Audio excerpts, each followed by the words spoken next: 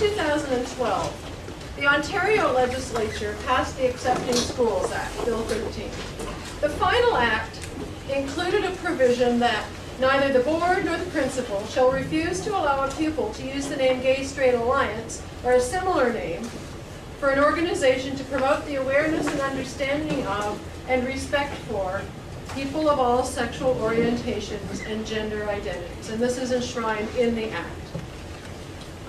Although the Ontario English Catholic Teachers Association was supportive of having this wording in the Act, Catholic school boards and the Assembly of Catholic Bishops of Ontario were uniformly opposed to the specific mention of gay-straight alliances in the legislation. In their brief to the Government of Ontario, the Assembly of Catholic Bishops of Ontario stated, "It's not helpful to propose one particular way, such as the one commonly called a GSA, as in some way normative for all.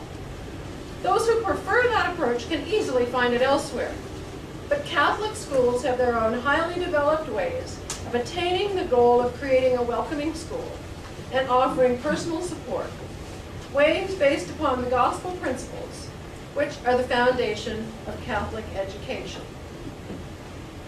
In the case of this legislation, it's primarily religious officials and secondarily Catholic school board members who stand for religion.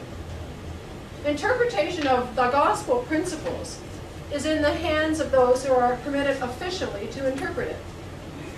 No thought's given to whether sexual minority students in their schools or their supporters might have differing views of what the gospel principles entail.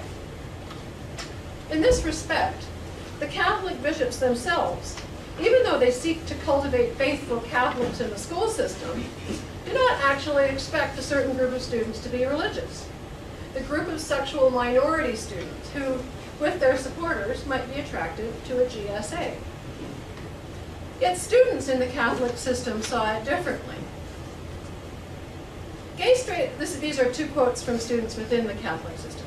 Gay-straight alliances and Catholicism are not mutually exclusive. They go hand in hand and provide a safe space for those who need support, said student Jersey David from the Gay Straight Alliance at Mary Ward Catholic Secondary School.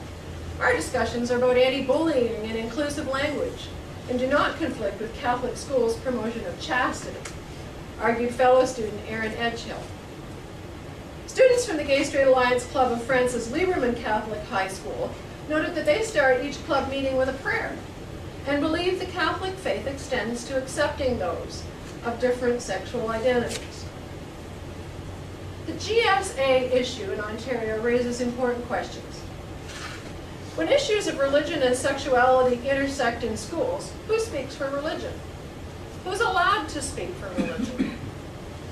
In this discussion, there are very few times when student voices are heard, and even then, their ability to speak for religion is not necessarily accepted.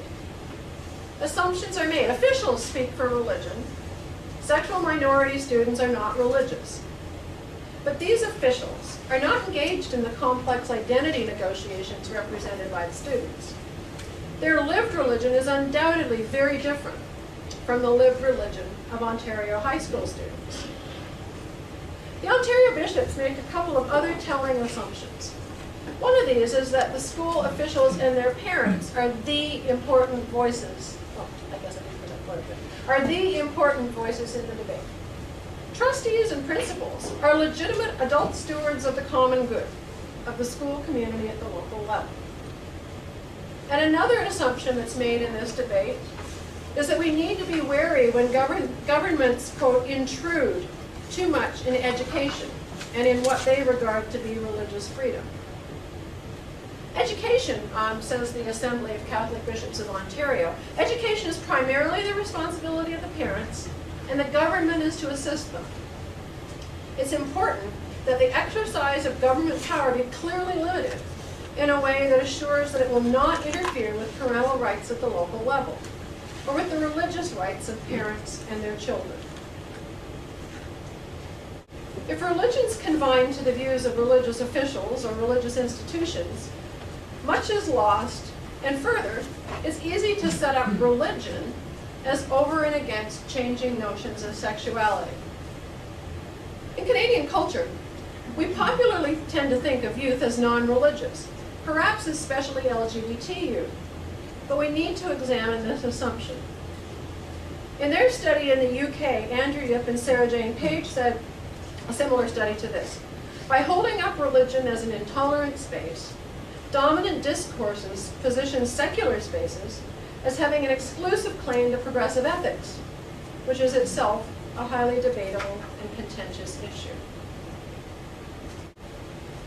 This paper is one way of giving voice to sexual minority youth views of religion by using data from the Religion, Gender, and Sexuality Among Youth in Canada project.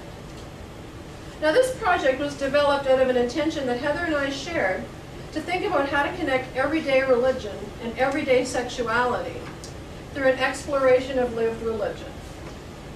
So we're interested in fleshing out categories of religion and sexuality and linking them with youth identity and practices. To date, the study has collected data from about 500 Canadian youth aged 18 to 25 via a web-based survey instrument.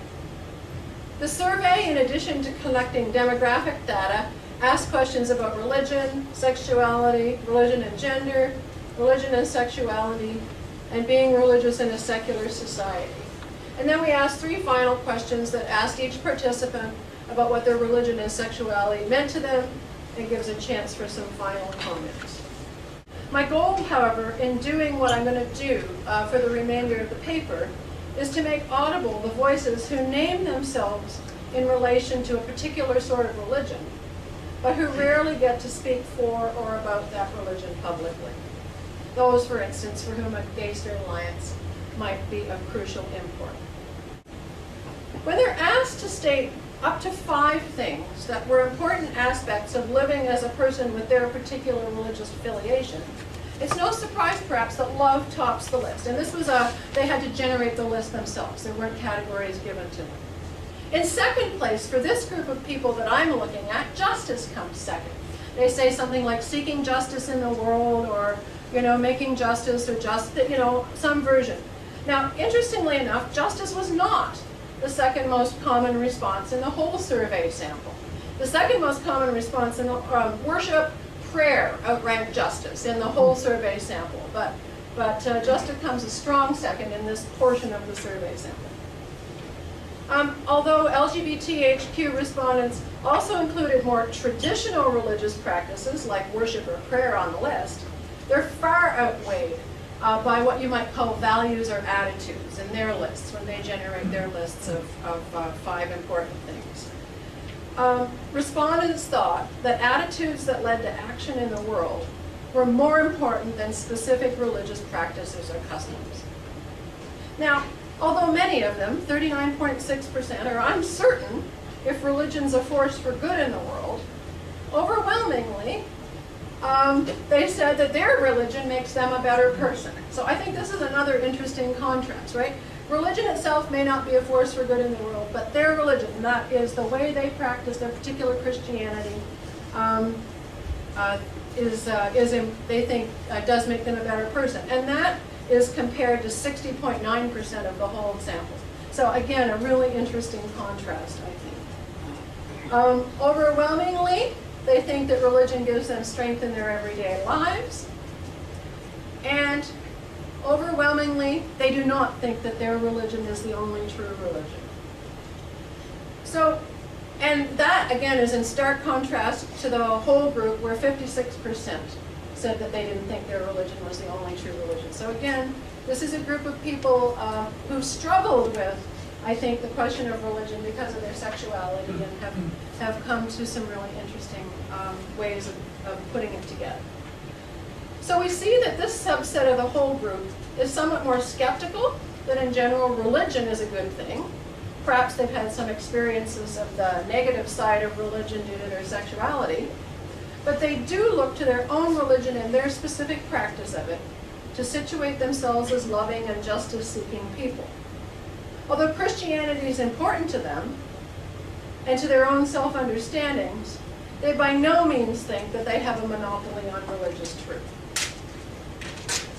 The LGBTQ sample is well aware of the official positions of their various churches and other Christian churches on sexuality.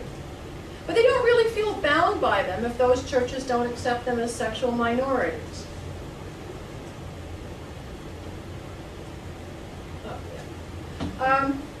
76.2% of them think that religious teaching on sexuality should adapt to contemporary social and cultural values.